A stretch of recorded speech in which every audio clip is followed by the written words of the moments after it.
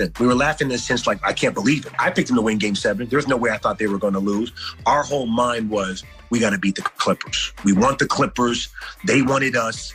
It was the trash talking that happened. Pat Bev check ball during the pandemic. Playoff P talking about he the best. Him and Kawhi. Kawhi with the commercials, the crown. We're seeing all these billboards up here. And so when we go to practice every day, there's a Kawhi billboard. We see this billboard every single day. Yes, right there. The world wants it. The world's picking the Clippers. So we were looking forward to that matchup. But you know what? Like, it was just crazy. You see Paul George hit the side of the backboard. Kawhi not having that, but those boys, they didn't want to be in the bubble. They didn't want to be there. And I don't blame them for certain times, but the world needed to see the Clippers and Lakers, and it was unfortunate we didn't get to see that. You even mentioned the commercial. Shannon, how much do you love this? Skip, I know you don't remember this, but Adam Sandler had a comedy album. They're all gonna laugh at you. That's what we're doing. We're all laughing at the Clippers because you wanted it. You talking about they looking for the Clippers. Did you know that the Lakers were looking for them too? All you had to do was hold up your end of the deal. Skip, we got a deal. Okay, all you got to do is just hold up your end of the deal. And we going to give the world what they want, what the world has been clamoring for. He mentioned everything that we talked about. Oh, Kawhi with the commercial. Kawhi Town. Little did he know Kawhi Town, it must have been a pandemic because ain't nobody there. Ain't nobody in Kawhi Town. He took his little shot and you loved it. It detonated opening night, Jenny. Oh, key. You was having your good old time. He got a little crown. Can we see that? Can we see that video? Oh, yeah, can we see that video? You were just loving it, Skip. Yeah, you were just loving it. That's it right there. That's it right there. Yep. Took a little And shot. right on schedule. In the fourth quarter, AD came up goose egg, and LeBron scored a grand total of 2, and they lost at home. Yeah, the opening day champs. That's the banner y'all got. Skip, but I told you, sometimes a man can make his destiny on the very road he took to avoid it. Oh. He took that. Now, he had an opportunity. He could have been with the good guys, but he chose to go with them losers. Now look at it. He said, we want Pat Bev check ball. Pat Bev doing all this talking, man. You just want Pat Bev. Now, if that was Kevin Durant, I can't say nothing. KD like that. Pat Bev talking like all of a sudden he KD. He told Steph Curry, y'all had the last 5 years. It's our time. Your time to do what? Does he realize the Clippers have never even made it to a conference finals? Does he understand the history that was against him? Skip, I love this. And Doug put it all on display because they wanted this. We were going to beat the brakes off y'all, and y'all denied us our rightful place of bashing y'all head in. We'll never forgive you for that, but we're going to enjoy this championship. You heard the old expression, he who laughs last laughs best? Yes. The Clippers will laugh best next year when maybe we return to some sort of normalcy in this world. They're going to trade Paul Maybe George. there's going to be an actual season that requires plane trips and travel. Oh, we got planes? You know, LeBron's too old for planes. You do, Skip, you do realize y'all don't have a coach. So maybe y'all don't need a coach. Maybe Paul George and Kawhi going to draw plays since they know everything. I believe we're going to have LeBron's kryptonite, Ty Lue. I still believe he will be the coach of the Clippers next year. I hope Ty Lue get the job. That's what you fear. No, Skip, I love Ty Lue. I hope Ty Lue get the job. I send him a text hoping him, wishing him well. But so while Jared Dudley and company, they were all laughing and laughing and laughing at the Clippers, he did conclude in what we just heard that those boys did not want to be in the bubble. I told you that before the bubble opened. Yeah. Half the Clippers didn't want to be there. But don't go. Okay? Some Black Lives Matter issues and some because they just didn't want to have the threat of getting COVID in the bubble. No, they didn't want to have the threat because they did all that talking. Paul George ran his mouth. Pat Bev ran his mouth. Your owner worth $70 billion. He got on pom-pom. Woo! He's celebrating. You didn't want to run up against that buzzsaw in the purple and gold and get your head bashed in. So you wanted to take the cheap way out. You wanted to take the coward's way out because you didn't want us to do what the Nuggets did to you. They were up 16 on the Nuggets in the first closeout game, and 19 on the Nuggets in the second closeout game, and 12 on the Nuggets in the third closeout game.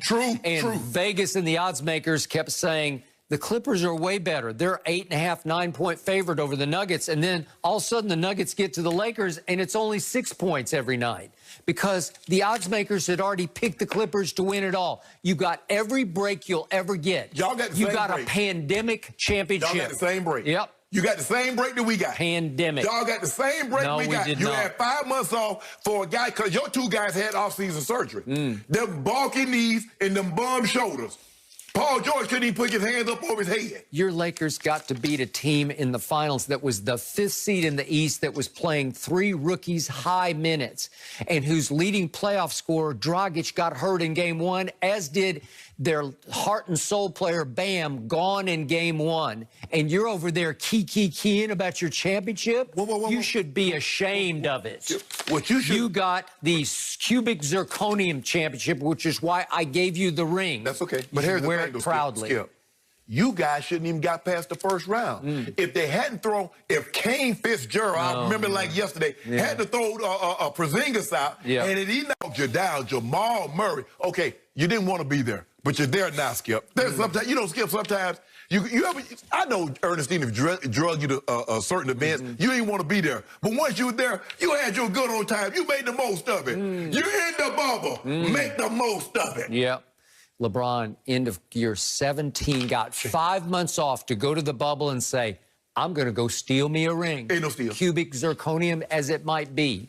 That's what he did. Way to go. Congratulations. I bet Kawhi won't come out with no commercials next year. Yeah, I don't think he can have that same crown He's in the lab hanging right from now. the He's in the lab. He's in the lab. They're going to have to totally rebrand Kawhi. Guys, big news from college football. Nick Saban testing positive for COVID. So he is handling practices a bit differently this week ahead of their game against France. And I know that Skip and Shannon, you noticed it. Shannon, what do you read into this? I read into it. Hey, there's always time to learn. And I think the thing is that what the greats are doing, Skip, what the really greats will do, when they climb one mountain, instead of exalting in what they've done, they think of another mountain to climb. And I think LeBron James, even though he's fresh off of winning another title, winning a Finals MVP, he's like, there's another mountain out there for me to climb. I think the thing is also, Skip, is that I remember when I was playing, my position coach used to get up every route that I ran in the game and every route that I ran in practice. And I always tell him, I said, don't tell me, don't say anything. Write down what you think. And when I look at the tape, Skip, I'm going to write down what I think, and we're going to see how close we are, how comparable we are. What I did wrong, right foot, wrong, left foot step, placement, things of that nature. I think the thing is LeBron says, okay, as Mike started to age, this is what he added to his game. Is this something that I could possibly add to my game? He's also, if it's not a coincidence, Skip, that one of the parts that he highlighted was what part, Skip? The part that Michael passed to Steve Kerr. Because what he's saying is that even though the game was on the line in this situation, Michael Jordan made the right play. He passed to an open Steve Kerr. Steve Kerr knocked the shot down. The only difference between Danny Green and Steve Kerr, Danny Green missed the shot, Steve Kerr made it. Everybody said Mike made the right decision. That's Mike trusting his teammates. A cold-blooded assassin trusting his teammate. So I am not surprised that LeBron is doing this so early. There'll be a time for he and Savannah and the kids, if they want to get away, to go somewhere and just let his hair down and says, you know what? But now is not the time. Why that injury, because he hadn't slept yet. I mean, people close to LeBron have told me he hadn't slept yet. That's what they told me. I don't know. I don't know if they don't stop trying to rack your brain. Who told? Don't worry about it. It's not important. It's Thursday. They closed out on Sunday. Yeah. So he hasn't slept. He didn't sleep that night before that game. No. So it's going on a week that he has not slept. So he ain't doing another drink of coffee and no dose. He is Iron Man. He is freakish in every way, shape, and form. Yep. Shannon, you need to contact him or the person closest to him that you got this from, and you need to tell them, to guide them, to advise them to just stop. Stop what? Just take Savannah and the kids to Cancun or Bora Bora. I don't know where they want to go. We're going to the Maldives. Go to the Maldives and stay there for 2 weeks and don't take your phone and don't take your social media person with you because it's enough. What's enough? You're just what digging, we do? You're digging your hole deeper and deeper and deeper. What did we do? Because if you publicly admit that you are studying LeBron James, you're doing your home on Michael Jordan. If you're actually studying Michael Jordan's 1998 year, which was his peak year, his greatest year. Everything came together that year for him.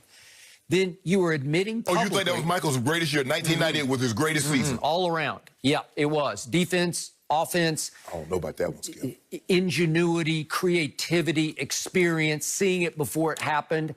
That was when he was at his peak. Better than 96? Yeah, absolutely better. He just got better. He got stronger and stronger, thanks to the great Tim Grover, and he was at his peak. Okay. He hit the shot of shots, the walk-off shot over Brian Russell. If we just see that, just to remind everybody. We don't need to see it. We need to see it. I love to see this. It just makes me so happy.